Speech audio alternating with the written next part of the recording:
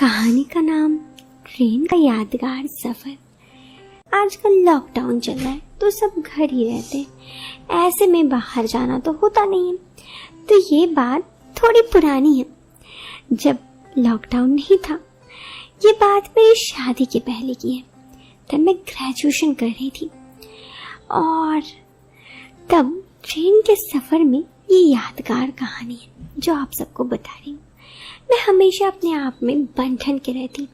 मुझे हर महीने कोई ना कोई जिंदगी में प्यार चाहिए था। कई बार किसी से मैं मिल भी जाती तो कई बार ऐसे ही बैठा जाना पड़ता। एक बार मैं अपने कुछ काम से ट्रेन का सफर कर रही थी।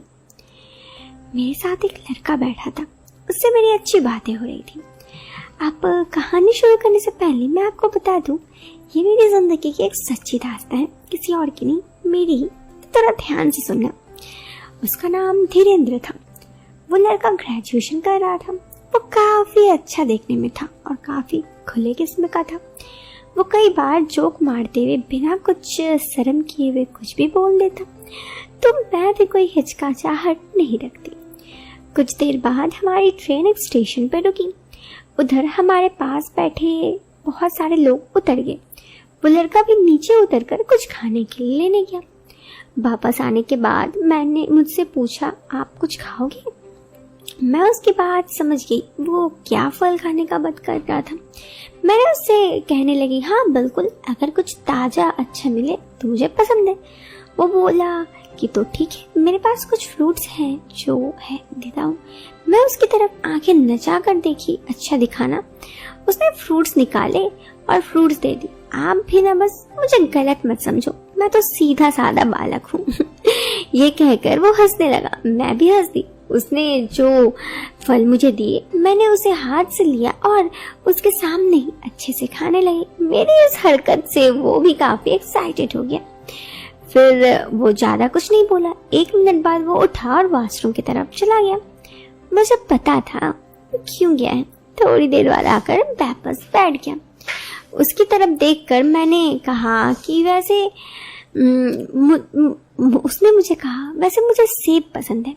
मैंने कहा, हाँ मैं समझ गई आप क्या बोल रहे हैं। मैंने भी अंगड़ाई लेते हुए उसकी तरफ देखा और हंसते हुए कहा, सेब बहुत पौष्टिक भी होते हैं। उसने कुछ समझ लिया और धीरे धीरे बातचीत करना और बढ़ा दिया। मैं भी नहीं रोकी।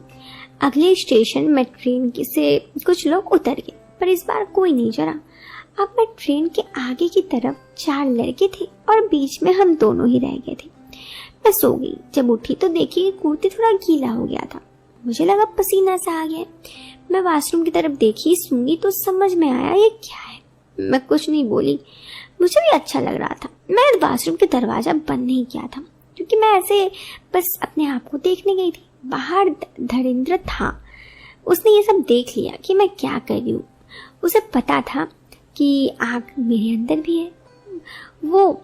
उसने कुछ नहीं कहा। उसके बाद जो हुआ, थोड़ी देर बाद मैं बाहर आई और सीट में आकर बैठ गई। मैंने देखा धीरेंद्र बैठा है। मैं कुछ नहीं बोली। उसने मुझे कहा, वैसे बहुत गर्मी है ना? मैंने पूछा, कैसे? उसने कहा, बहुत गर्मी लग रही है। उसकी बात से मैं समझ गई ये कहना क्या चाहता है।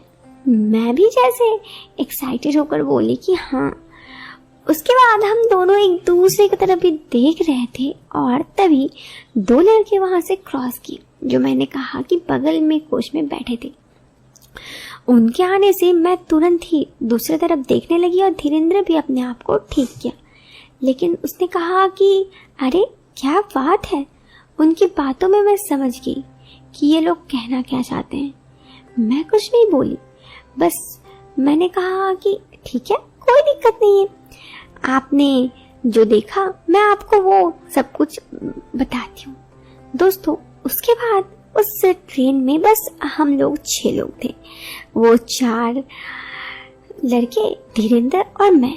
हमने कोच के सारे गाड़ी के जितने भी खिड़की थे वो सारे खिड़की बंद कर दी और फिर ऐसे ही थोड़ी देर के बाद हम लोग वहां पर थे। जैसे कि पूरे सफर में हम बस 6 लोग थे। इसी तरह काफी देर अच्छा से गुजरा। रात होने आई थी, मैं काफ़ी थक भी गई थी। वे लोग मुझसे बहुत खुश थे, मुझसे जैसे कह रहे हो कि तुम तो बहुत अच्छी हो। मैं भी तो यही चाहती थी, उन लोगों के साथ कुछ देर बिताना, कुछ वक्त। दोस्तों फिर क्या, उस वहाँ के बाद की बात है। मैं अब वहाँ पे कब टीटी आ गया पता ही नहीं चला। उसने हम लोगों को इस हालत में देखा, हम पांचों को, और फिर मुझे धमकी देके कहा ये सब क्या हो रहा है। मैं बहुत डर गई।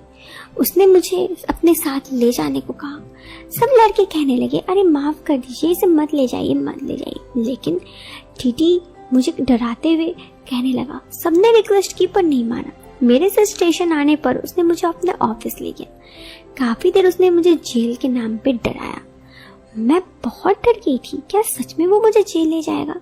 लेकिन मैं समझ गई इसकी नीयत भी कुछ ज्यादा सही नहीं है।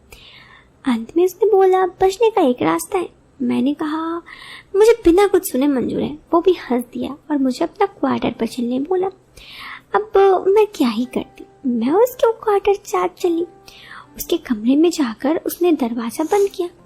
अब मैं कही कि मैं बहुत थक गई हूँ, मैं बाद में आ जाऊंगी। मैंने ये बहाना बना रही थी। उसने कहा चुप, अगर तुम चाहती हो कि तुम्हें जेल ना हो तो चुपचाप मन से मैं जो कह रही हूँ वो सुन। अब मुझे और रास्ता क्या था, तो मुझे टीटी की बात सुननी पड़ी। खैर उसके बाद मैं टीटी के साथ शाम तक का वक्त गुजारी।